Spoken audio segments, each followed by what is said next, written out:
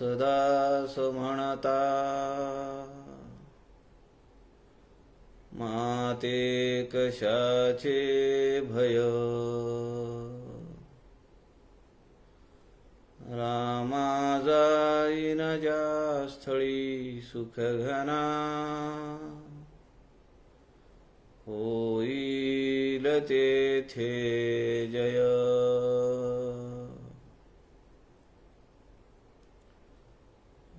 माया भुवनात्रयी तुझ विना नाही तुझा तारक रामा तू सकलार्थ पूर्ण करीशी तू तात मी बालक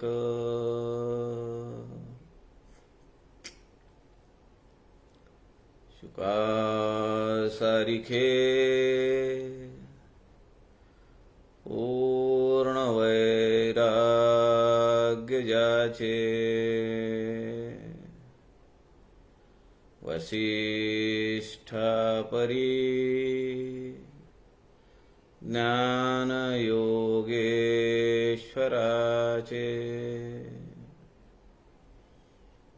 कवी वाल्मिकी सारिखा मान्य ऐसा नमस्कार माझा सद्गुरु रामदासा मला वाटते अंतरी त्वा वसावे तुझ्या दासबोधासी त्वा बोध व्हावे अपत्यापरी पाजवी प्रेम रसा महाराजया सद्गुरु रामदासा जय जय रघुवीर समर्थ सब संतन की जय।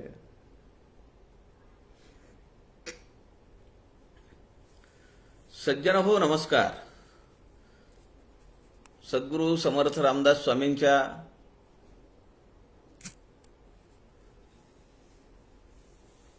वाङ्मयाचं चिंतन आपण सध्या करतो आहोत। संत समागम या फेसबुक लाईव्ह पेजचे सूत्रधार आदरणीय प्रवीणजी शास्त्री दिवाकर यांनी आपल्याला हे व्यासपीठ उपलब्ध करून दिलेलं आहे। आपण सध्या समर्थ रामदास स्वामींच्या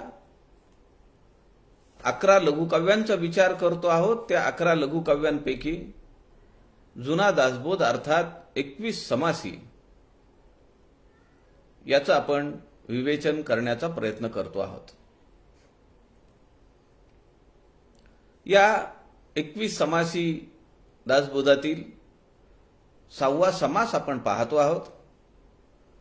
काल आपण 23व्या ओवीपर्यंत पाहिलं। 23व्या ओवीपर्यंत समर्थांनी 20, 21, 22, 23 या ओव्यांमध्ये पारमार्थिक वाटेवर चालणारा साधक त्याची लक्षणं काय आहेत, त्याचं वागणं कसं असतं, तो स्वतःसोबत आपल्या पूर्वजांना सुद्धा उद्धरून नेण्याचं सामर्थ्य बाळगू शकतो, त्याच्या ठायी असतं असं समर्थ या ठिकाणी सांगतायत। आणि असे जे साधक आहेत, असे जे सिद्ध आहेत,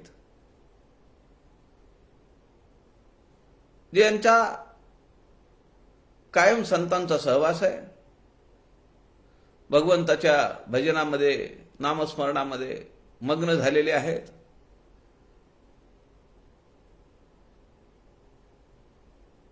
आणि पारमार्थिक वाटेवर, आध्यात्मिक वाटेवर त्यांची साधना नित्य नेमाने चालू आहे. अशा साधकाला ज्या आई वडिलांनी जन्म दिला ते अत्यंत पावन आत्मे आहेत.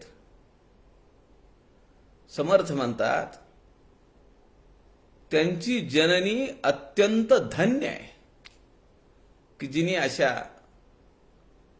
साधकाला आपल्यासोबत समाजाचं जो चिंतन करतो, आपल्यासोबत आपल्या कुळाचा उद्धार करून नेतो, अशा व्यक्तिमत्वाला जन्म देणाऱ्या मातेची महती समर्थांनी 23व्या ओवीमध्ये सांगितली आहे. नाही तर समर्थ म्हणतात की लोक जन्माला येतात आणि शेवटचा श्वास होईपर्यंत जगायचं म्हणून जगतात. अशांचा जन्म काही खरा नाही. ते नरदेही बैल झाले, तुझ लागी आणिले खेळावया. भूपाळीमध्ये संतांची भूपाळी जी आहे त्या भूपाळीमध्ये त्याचं वर्णन आहे की जे लोक या मार्गाला जात नाहीत, भक्तीच्या मार्गाला जात नाहीत, असे लोक ते नरदेही बैल झाले, तुझ लागी आणिले खेळावया. विठ्ठलाला खेळण्यासाठी अशा बैलांना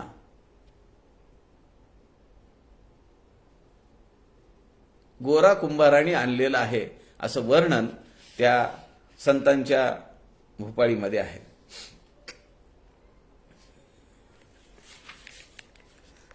भगवत भजन करणे ही आंतरिक ओढ असली पाहिजे आणि त्या भक्तीचा संसर्ग आपल्या सोबतच्या लोकांना झाला पाहिजे. समर्थ म्हणतात होईल ते आपण करावे, न होता जना करवी करावे, भगवत भजन राहावे हा धर्म नव्हे श्रीराम. आपण करावे करवावे, आपण विवरावे विवरावे विवरवावे, आपण धरावे धरवावे भजन मार्गासी श्रीराम. अशा वाटेवर आपल्यासोबत असंख्य लोकांचा जथ्था घेऊन चालत राहणं, वेगवेगळ्या क्षेत्रातल्या लोकांना एका सूत्राने बांधून ठेवणं, हे त्या साधकाला जमू शकतं, त्या सिद्धाला जमू शकतं. काल मी आपल्याला म्हणालो की आपण स्वये तरले जनासही उपेगा आले, कीर्ती श्रवणे झाले अभक्त भावार्थी. अशा अनेक अभक्तांना भावार्थीच्या मार्गावर नेऊन सोडणारे परमपूजनीय सुनीलदादा चिंचोलकर यांच्या 3 दिवसीय पुण्यस्मरणाचा कार्यक्रम आपण घेतला. आज 3रा दिवस आहे. आज 4:30 वाजता झूम मीटिंगवर काही मंडळी त्यांच्याबद्दल कृतज्ञता व्यक्त करणार आहेत, त्यांची आठवण सांगणार आहेत. असा एक कार्यक्रम आज शेवटचा म्हणून आहे. शेवटचा म्हणजे या 3 दिवसातल्या शेवटचा दिवस म्हणून. अन्यथा समर्थवृत्ती व्यासपीठ पुढच्या 6 महिन्यामध्ये समर्थांच्या कृपेने आणि सुनीलदादांच्या आशीर्वादाने राष्ट्रीय पातळीवरचं समर्थ संप्रदायातलं एक व्यासपीठ होईल, यात शंका नाही. आज सुनीलदादांच्या पुण्यस्मरणाचा 3रा दिवस आहे. होईल ते आपण करावे, न होता जना करवी करवावे, भगवत भजन राहावे हा धर्म नव्हे. मला आठवतंय की मी जेव्हा मला सुनीलदादांनी सांगितलं की समर्थांनी 80 आरत्या लिहिल्या आहेत, तू त्या आरत्यांचं संकलन कर आणि त्या आरत्यांचं रसग्रहण कर. मी ते काम केलं. 60-70 पानांचं ते पुस्तक तयार झालं. मी दादांना पाठवली ती सगळी स्क्रिप्ट आणि म्हणालो की याला एक तुमचे आशीर्वादपर पत्र द्या. काय लिहावं या महात्म्याने? त्यांनी लिहिलं की समर्थांच्या आरत्यांवर पुस्तक उपलब्ध नव्हतं, मला बऱ्याच जणांनी सांगितलं, परंतु माझ्याकडून काही ते जमलेलं नाही. हे काम माझे मित्र विजय लाडांच्या भाग्यवशात समर्थांनी लिहून ठेवलं होतं. ते सगळ्यांना म्हणायचे, हो माझे मित्र. मला आठवत आहे की त्यांचं पहिलं प्रथम पुण्यस्मरण जेव्हा झालं तेव्हा दिग्गज मंडळी व्यासपीठावर होती. समर्थ संस्थान, समर्थ सेवा मंडळ, अनेक मंडळी होती. अफळेबुवा होते, पूजनीय शंकर अभ्यंकर होते, मोहनबुवा रामदासी होते, नुकत्याच पांडुरंग चरणी लीन झालेल्या सौ कल्पनाताई कांबळे या होत्या, योगेश बुवा होते, बरीच मंडळी होती. तेव्हा आचार्य असं म्हणाले की सुनील दादांच्या जीवनातले, त्यांच्या चरित्रातले अनेक सद्गुण मला इतर लोकांमध्ये दिसले, पण एक सद्गुण असा दिसला नाही की जो सुनील दादांकडे आहे पण इतरांकडे त्याची वानवा आहे. आणि तो सद्गुण म्हणजे दुसऱ्याला मोठं करणं. सुनील दादा अनेक लोकांना त्यांच्या अपरोक्ष त्यांचा मोठेपणा समाजासमोर आणला. त्यातल्या माझ्यासारख्या एका माणसाकडनं त्यांनी 2-3 पुस्तकांचं लिखाण करून घेतलं.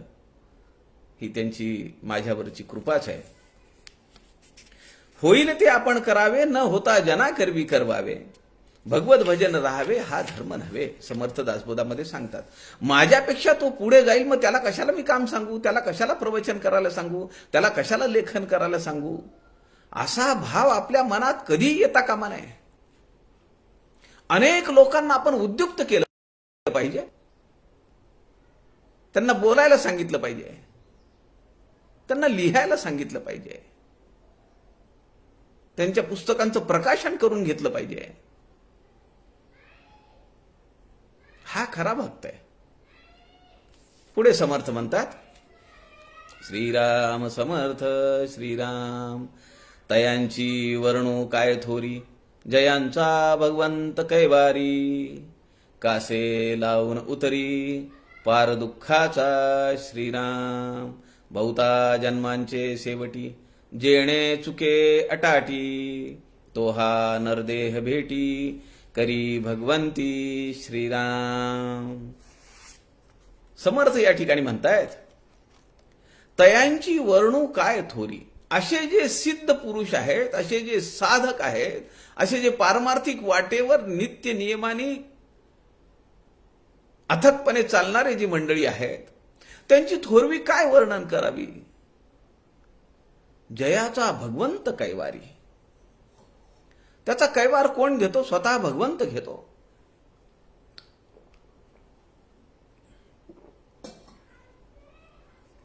कासे लावून उतरी पार दुःखाचा. हा जो भवसागर आहे ना, तर तो काय करतो भगवंत, त्या साधकाला आपल्या कडेवर घेतो. कासे लावून उतरी, फार गोड शब्द समर्थांनी वापरलाय. कडेवर कोण घेतो? एक तर आई घेते किंवा बाप घेतो. ते माझं बालक आहे, ते माझं बाळ आहे, अशी भावना या वात्सल्य भावनेने भगवंत स्वतः अशा साधकाला आपल्या कडेवर घेतात आणि भवसागर जो आहे तो पार करून त्याला पलीकडच्या काठावर घेऊन जातात. बहुता जन्माचे शेवटी जेणे चुके अटाटी, तो हा नरदेह भेटी करी भगवंती. अटाटी म्हणजे जन्म मृत्यूचं चक्र. बहुता जन्माचे शेवटी, अनेक जन्मांच्या शेवटी भगवंतांनी गीतेमध्ये सांगितलंय की पाप पुण्य जेव्हा बरोबर होतं तेव्हा मानवी जन्म मिळतो, मानवी देह मिळतो. मानवी योनीमध्ये जन्म घेण्यासाठी अनेक जन्मांचं चक्कर पूर्ण करावं लागतं. बहुता जन्माचे शेवटी हा नरदेह मिळालाय, या नरदेहाच्या माध्यमातून आपण पारमार्थिक वाटेवर चालत राहावं, आपल्यासोबत अनेकांना या वाटेवर चालण्यासाठी उद्युक्त करावं. समर्थ या ठिकाणी म्हणतात, जेणे चुके अटाटी. जन्म मृत्यूच्या पलीकडे जाता येतं. जन्म मृत्यूच्या पलीकडे जाणे म्हणजेच काय? म्हणजेच मोक्ष आहे, म्हणजेच कैवल्य पद आहे. तो हा नरदेह भेटी करी भगवंती. हा जो शब्द आहे, तो हा नरदेह भेटी, याचे दोन अर्थ होतात. हा जो नरदेह एवढ्या महत्प्रयासाने मिळालेला आहे, तो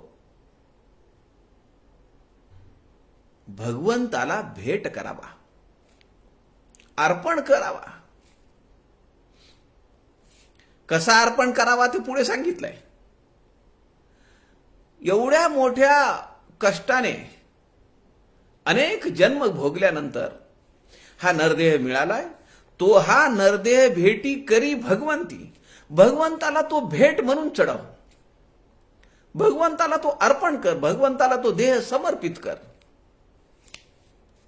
मी आपल्याला मागे सांगितलं की परमपूजनीय अप्पा स्वामी वरदानंद भारती यांनी जाण्याचा दिवस निश्चित केला. महिना दीड महिना अगोदर तो निश्चित झालेला आहे. परमपूज्य अप्पांनी साधारण 15 दिवस सॉलिड फूड बंद केलं, अन्न घ्यायचं बंद केलं, फक्त दूध घेऊ लागले. 3 दिवस अगोदर देह ठेवण्याच्या त्यांनी दूध बंद केलं. दूध घेऊन राहत होते, दूध बंद केलं आणि आपल्याला एनिमा करून घेतला. आपण कल्पना करू शकतो?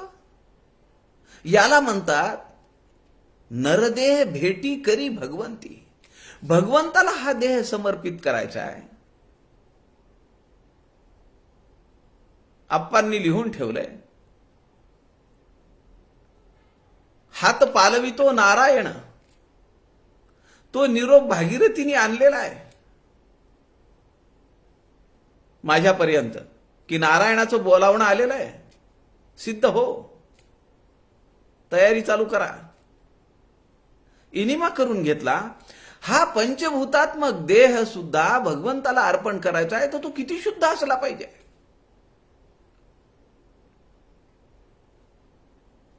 परिसीमा आहे, शुद्धतेची आणि पावित्र्याची परिसीमा आहे.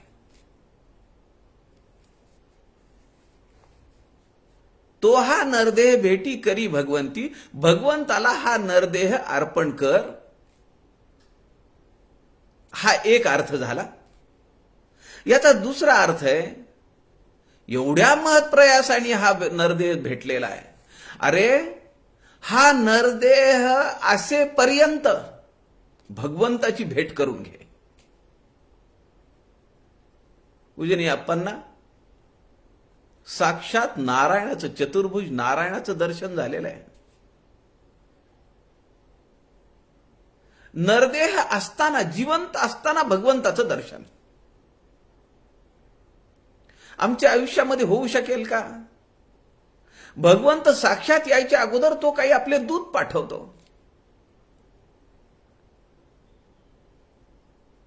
तो काही सिद्धी दाखवतो, काही चमत्कार दाखवतो. याला पचेल का नाही? ते काही कुरुक्षेत्र आहे का? दिव्य दृष्टी तुला देतो मी, पहा माझं रूप. ते झेपलं तर पाहिजे. म्हणून समर्थ या ठिकाणी म्हणतायत की अशी सिद्धता कर तुझ्या जीवनाची, तुझ्या आयुष्यात.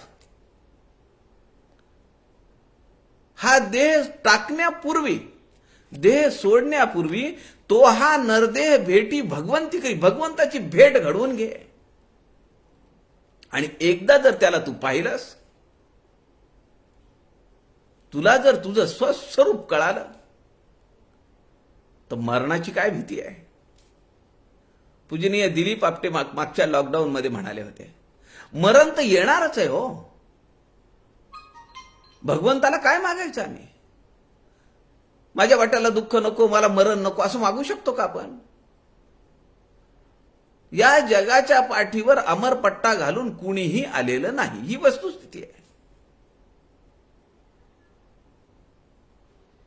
आपटे काका म्हणतात, मला आत्मज्ञान प्राप्त केल्याशिवाय मला मरण नको, असं मागणं मागितलं पाहिजे. भगवंताच्या स्वरूपाचं यथार्थ दर्शन होणं म्हणजे आत्मज्ञान प्राप्त होणं आहे, म्हणजे कैवल्य प्राप्ती आहे, म्हणजे मोक्ष आहे. मग समर्थ जसं दासबोधामध्ये म्हणतात, मरणास मारून ज्याने जिवंतपणीच मरणाला मारलेलं आहे.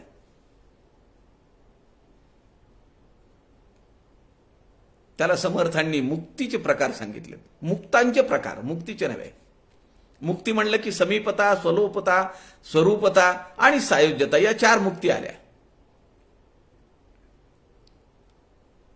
जीवनमुक्त आणि नित्यमुक्त असे मुक्तांचे प्रकार आहेत.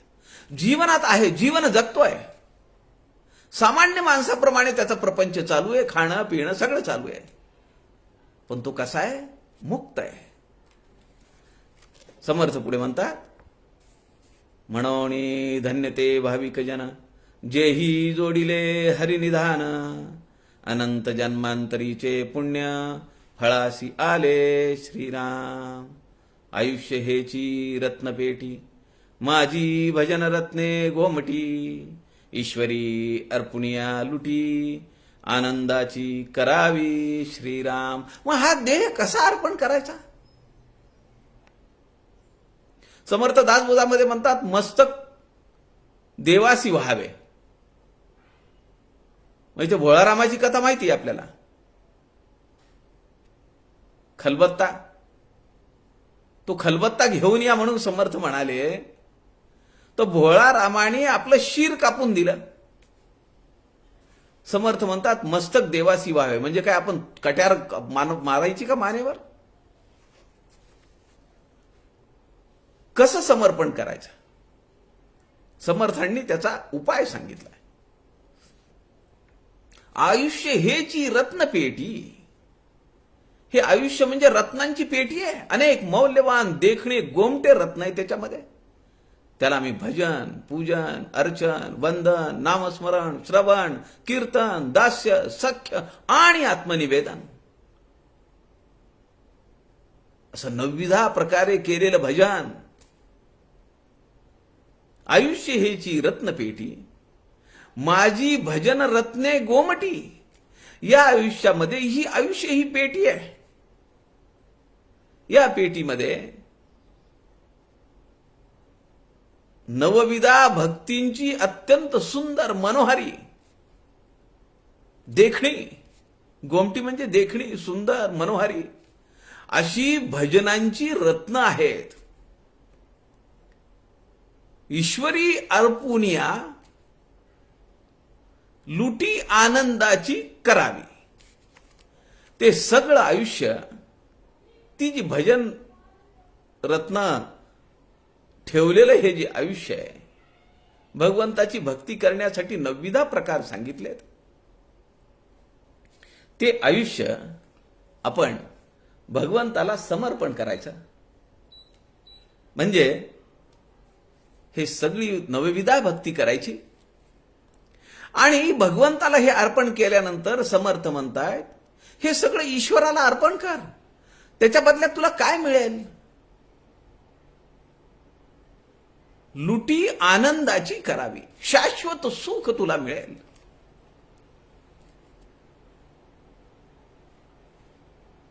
माऊली सुद्धा म्हणतात, बहुत सुकृताची जोडी म्हणून विठ्ठली आवडी. उगीच नाही हो, 136 कोटींचा हा देश आहे. किती लोक आध्यात्मिक पातळीवर आहेत, किती लोक या मार्गावर आहेत.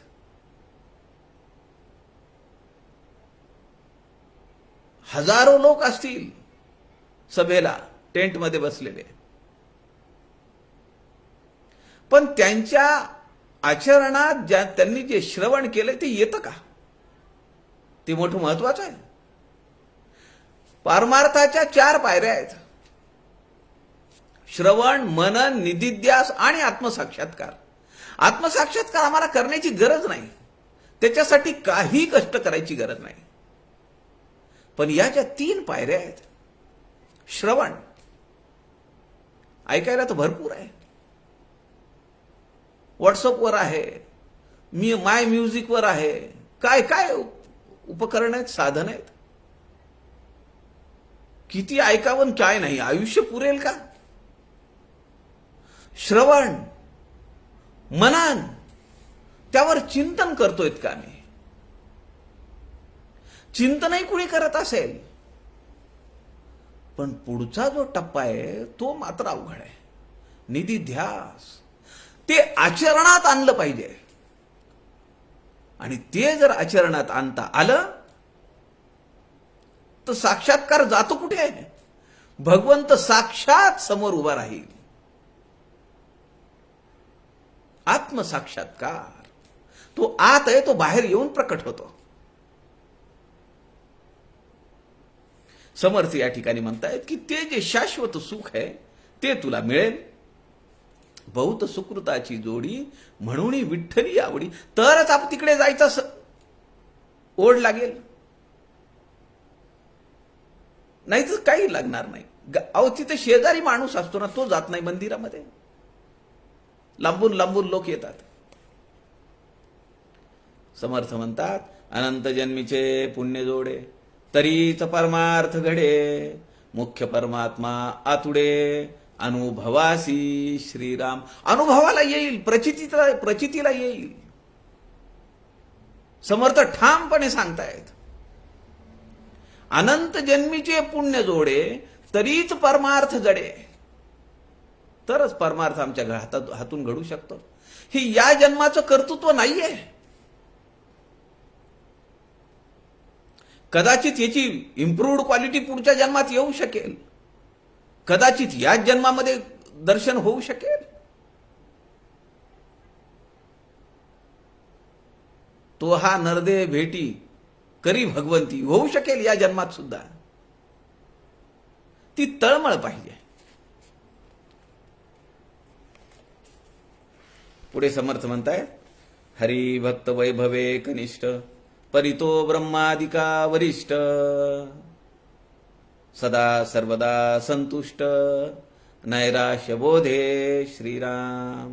धरून ईश्वराची कास केली संसाराची नैराश. तया भाविका जगदीश सबाह्य सांभाळी श्रीराम. जया संसाराचे दुःख विवेके वाटे परमसुख. संसार सुखाचे नि पडत मूर्ख लोधोन पडती श्रीराम. हरिभक्त वैभवे कनिष्ठ परितो ब्रह्मादिका वरिष्ठ. सदा सर्वदा संतुष्ट नैराश्य बोधे. नैराश्य बोधे म्हणजे तो निराश आहे का? तोंड पाडून बसलाय का?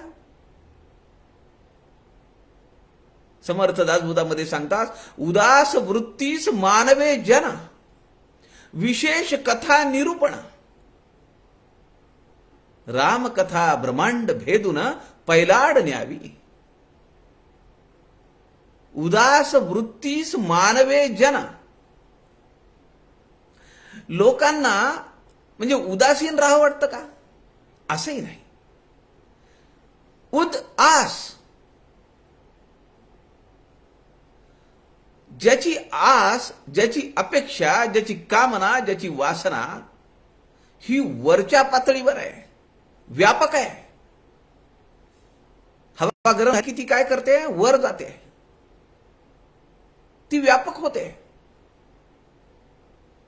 वैयक्तिक किंवा संकुचित जीवनाचा दृष्टिकोन त्याचा संपतो आणि त्याला समाजाचं कल्याण व्हावं वाटतं, राष्ट्राचं कल्याण व्हावं वाटतं, जगाचं कल्याण व्हावं वाटतं. म्हणून तेव्हा पसायदान घडतं. आता विश्वात्मके देवे येणे वाग्यज्ञे तोषावे. तोषोणी मज द्यावे पसायदान हे. जे खळांची व्यंकटी सांडो. जगाचं कल्याण व्हावं असं तेव्हा वाटायला लागतं. त्याला म्हणायचं उदास. उदास म्हणजे तोंड पाडून बसलेला, बेचव झालेला, याच्यात काय पडलंय, त्याच्यात काय पडलंय, हे केलं तर काय होणार आहे, अशी वृत्तीचा नव्हे. समर्थ म्हणतात हरिभक्त वैभवे कनिष्ठ. हा जो हरिभक्त आहे तो वैभवानी कनिष्ठ असू शकेल. त्याच्याकडे गाडी नसेल, त्याच्याकडे घोडे नसतील, त्याच्याकडे बंगला नसेल, त्याच्याकडे प्लॉट नसेल, त्याची साधी झोपडी असेल, पण परी तो ब्रह्मादिका वरिष्ठ. त्याचा अधिकार काय? ब्रह्मा विष्णू महेशांच्या पुढे त्याचा अधिकार आहे. सदा सर्वदा संतुष्ट नैराश्य बोधे. अनासक्त. तो अनासक्त असल्यामुळे काही मिळवायची त्याला अपेक्षा नाही. जे मिळालंय ते सांभाळून ठेवण्याची गरज वाटत नाही. आणि ते सोडून अजून काही चांगलं मिळतंय का ह्याच्यासाठी धडपड नाही. तो अनासक्त आहे म्हणून तो संतोषी आहे, म्हणून तो सुखात आहे, म्हणून तो आनंदात आहे.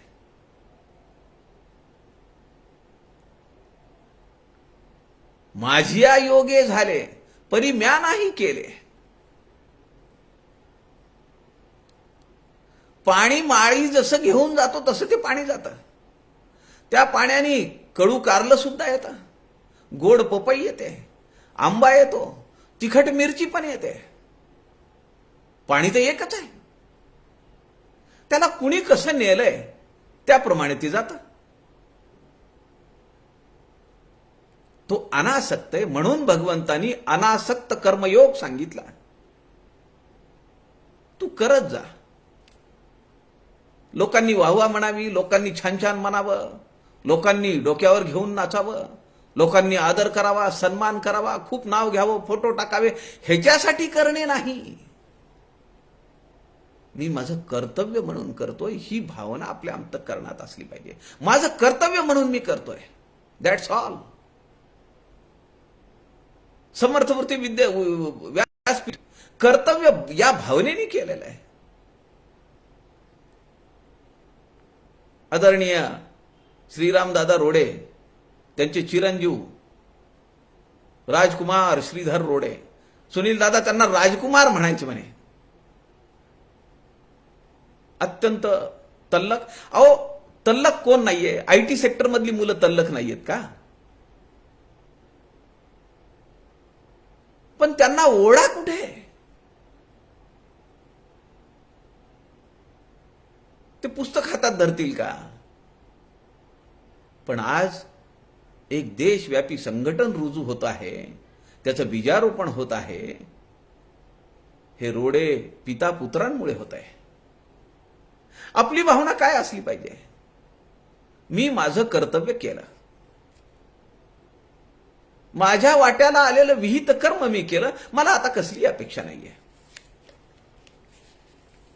पुढे समर्थ म्हणतात धरून ईश्वराची कास केली संसाराची नैराश तया भाविका जगदीश सबाय सांभाळी श्रीराम. जो आपल्या संसाराकडे अनासक्त कर्माने पाहतो, अपेक्षा विरहित पाहतो, धरून ईश्वराची कास. ईश्वराची कास धरली पाहिजे. अगोदर पहिली कंडिशन काय आहे? भगवंताच्या कच्छपी लागलं पाहिजे. भगवंताला सर्वे सर्वा धरलं पाहिजे. त्वमेव माता पिता त्वमेव, त्वमेव बंधू सखा त्वमेव. सगळं तू आहेस. रामाला आपण म्हणतो का नाही रामरक्षामध्ये, तूच माझी आई आहेस, तूच माझा बाप आहेस, तूच माझा मित्र आहेस, तूच माझा भाऊ आहेस, तूच माझी बहीण आहेस, तूच माझा मुलगा आहेस, तूच माझी मुलगी आहेस. मी दुसरं कुणालाही ओळखत नाही. रामरक्षामध्ये म्हणतो आपण. पण हे तेवढ्यापुरतं तेवढं असतं. निरूपणी हे सद्वृत्ती होते, स्थळ त्याग होता सवेची जाते. काय करू रे क्रिया घडेना, तुझवीण रामा मज कंठ वेना. अशी अवस्था झाली तर ते खरं आहे. समर्थ या ठिकाणी म्हणतात, धरून ईश्वराची कास, केली संसाराची नैराश्य अनासक्त, तया भाविका जगदीश सबाह्य सांभाळी. सबाह्य या शब्दाचा अर्थ आहे अंतर्बाह्य. त्याला कधी मेंटल डिसऑर्डर होणार नाही, त्याला कधीही दुःख वाटणार नाही. दुःख येत राहील, त्रिविध ताप त्याच्या आयुष्यात येत राहतील प्रारब्धाप्रमाणे, पण त्या सुख दुःखांच्या परेत वासेल. आणि अशा साधकाला, अशा बाळाला समर्थ म्हणतायत, तया भाविका जगदीश सबाह्य सांभाळी. भगवंत काय म्हणतात, अनन्याश्चिंतयन्तो माम ये जना पर्युपासते तेषां नित्याभियुक्तानां योगक्षेमं वहाम्यहम. अरे मी तुझा सगळा चरितार्थ चालवतो, तू माझ्यावर सोपून तर चाल, तू माझ्यावर विश्वास तर ठेव. तुझं सगळं बघतो मी, काही काळजी करू नको. एक मध्यंतरी पोस्ट आली होती व्हॉट्सअपवर.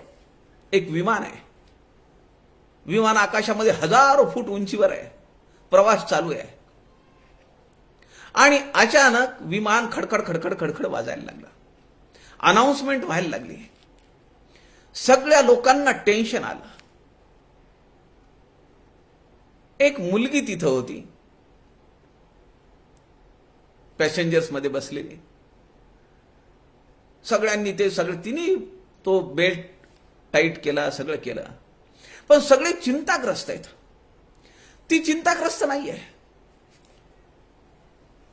तिच्या शेजारच्याला आश्चर्य वाटलं. तो म्हणाला, अहो एवढ्या सूचना झाल्या, लोक परेशान आहेत, लोकांच्या चेहऱ्यावर किती ताण आहे, आणि तुम्हाला काही दिसत नाही तुमच्या चेहऱ्यावर. त्या मुलीचं उत्तर काय होतं? ती मुलगी म्हणते, मी काय घाबरू, या विमानाचे पायलट माझे बाबा आहेत. काय उत्तर आहे? किती विश्वास आहे. माझे वडील विमान चालवतायत आणि काही होणार नाही. परमेश्वर मला घेऊन जाणार आहे, माझं काही होणार नाही. आणि जे होईल ते परमेश्वराला मान्य आहे, ते मला मान्य असलं पाहिजे. देवाशी त्रैलोक्य ठावे. आपण आहे 2 दिवसांचा, देव बहुता काळाचा. मग त्याला जे योग, आम्ही म्हणतो का नाही 4 उन्हाळे तुझ्यापेक्षा जास्त पाहिले, आम्हाला अधिकार येतो लगेचच. त्याचा सुद्धा अहंकार आहे. मी म्हणतो ते ऐक, मी सांगतो तसं ऐक. आम्ही समोरच्या माणसाला गप्प करतो. अहो ज्यानी 4 पावसाळे काय अनंत ब्रह्मांड रचले, उतरंडीच्या उतरंडी ब्रह्मांडाच्या रचल्या, तो जे करील ती वाईट करील का?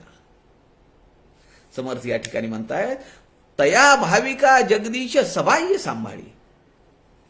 जया संसाराचे दुःख विवेके वाटे परम सुख. संसार सुखाचे नि पडत मूर्ख लोधोन पडती. जे पडत मूर्ख आहेत ते संसार सुखामध्ये ते अडकून पडतात. या संसारात मला माणसापासून सुख मिळेल, वस्तूपासून सुख मिळेल, फॅन पासून थंड हवा मिळेल, फॅन नाही कूलर पासून थंड हवा मिळेल, कूलर नाही एसी पासून थंड हवा मिळेल, अशी धारणा होते त्याची, आणि तो त्यातच गुरफटून पडतो. काल आपण ऐकलं,